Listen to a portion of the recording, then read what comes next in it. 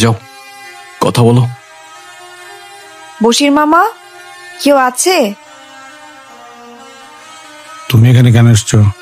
আমি আমার বাবার খোঁজ নিতে এখানে এসেছি। আপনিই তো এনেছিলেন না আমার বাবাকে। আমার বাবা কোথায় বশির মামা? তোমার বাবার খোঁজ আমি কি করে জানবো? তুমি জানো তোমার বাবাকে এখানে এনে আমার কত বড় ক্ষতি আছে? তোমার বাবা একজন চোর। তোমার বাবা চুরি করে ধরা পড়েছে, তাই তার কোম্পানি তাকে পুলিশে দিয়েছে। আরে কি হয়েছে? আরে ওই বলো না কি হয়েছে তোমার? কিছু হয় নাই আমার, ঠিক আছি আমি। ঠিক আছো তো?